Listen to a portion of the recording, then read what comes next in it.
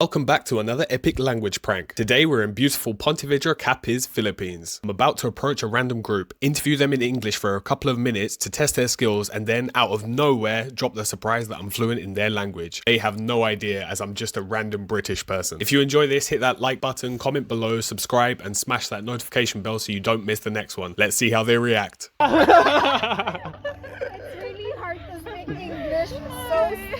It is like a lot of words. Tapos, Ilonggo. Did you want to join in as well, or do you want me to just ask her?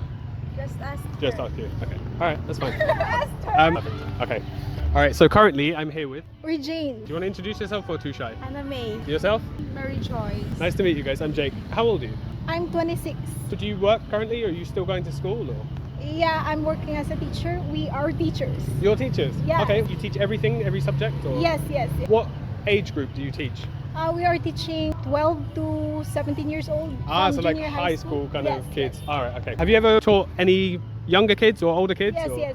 I've been teaching in online ESL teacher since 2018 to 2020. Okay. And then I am teaching there 6 to 45 years old. Wow. Okay. So my students are Chinese, and then Okay, yes, cool, right. So you're doing like English language type Yes, thing with yes. Chinese. Do you enjoy your job? of course, Yeah. absolutely. So are you from Pontevedra? Yes. Yeah. And you teach here, or do you teach in another place? Or? No, we are teaching here in one of the private school here in Pontevedra. Did you always want to be a teacher? Yes, maybe. Yeah. Did you never have any like different passions? You didn't want to be like a firewoman or something? Or? No.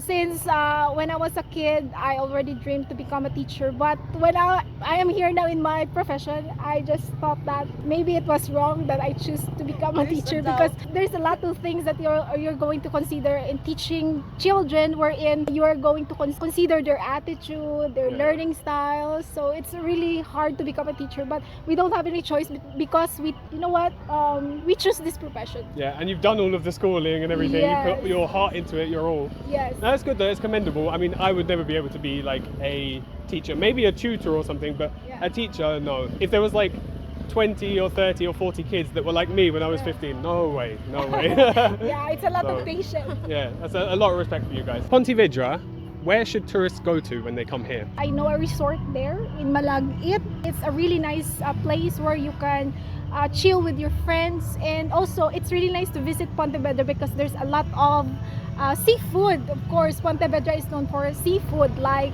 bangus or milkfish, shrimp, crabs, What was the name of the resort? consortia. Consortia. So apart from Pontevedra, where's your other favorite town? I am not the kind of girl who went to different places. So here in Capiz, Anywhere you like. I think Iloilo. It's also a nice place where you can experience like city type like Manila. If you want to experience a night outs or different things that are not here in Capiz or Yeah. Rojas City, it's really nice to visit Iloilo because there's a lot of malls, resorts, tourist spots. Tapos mabuhat ang mga tao. Yes. Tagalegalis man ko, nga lapit lang sa city. Okay. So I've been working there in Iloilo, siguro, mga 6 months. Sa ilo lang tagid sa Hiligaynon, okay lang na. Yes, Na- 6 sige. months, and then after my board exam, nag-work ako dito. So I met Ilonggos, and they're really nice, of Oo. course. Ang mga kapis naman po, mabuhat man. Ito, Yes. Oh my God! Yes. Oh my God. Pero natural lang mag-silot lang sa Hiligaynon para si mo, no? Ito, Yes. sagad mag-English, sagad mag-Hiligaynon, syempre. Okay lang na? Yes. May kaso? Ako gali si Puti Ilonggo. Taga-England ako, pero sagad man mag-Ilonggo. I've heard puti ilong. Basta talaga akong humaski din. Ako.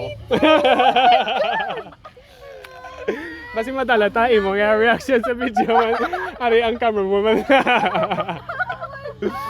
Shout out sa family ko. I'm here sa plaza. Wala akong nag-attend sa classes sa Mastera. Sorry, man! Same, shout out sa akong mga family, Biclar, and sa akong nga migo nga nagko board exam. Pasar kag top notch shirt. Nice one, Yes! gift. Yeah, ayos. Ikaw, yeah, Mrs. Hi. Camerawoman. Shout out galit sa ako ng family Soberano from Bungbungan, Maayon, Capiz. Ari ako diri subong sa Pontevedra Plaza. Nagaturot tambay. Hi ma. Taga Mayon ka? Hi pa. Oo. Bago lang ko halin Mayon.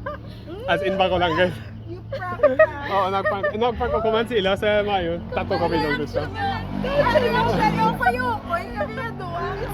Amo na ang kadlaw ito una git iya pero camerawoman ka. It's really hard to speak English so straight. And I say a lot of words. Tapos, Ilonggo. Pero muna ang syempre like bago antes sa interview na kamo ko ngayon, why git niya pressure like kon like sobrang kulba ka or bisan. Kay syempre why ko nakabalo nga mga teachers kamo. Yeah. Basing huya kamo git mag English or bisan no. I just proved that kabalo ko. Pero mayo na kay syempre nga representing ka Pontevedra sagad ka mag English. And may represent that feels like learning our language. Sang una gid like gusto ko magtuon sa Hiligaynon like sang una ka bakasyon ko dire.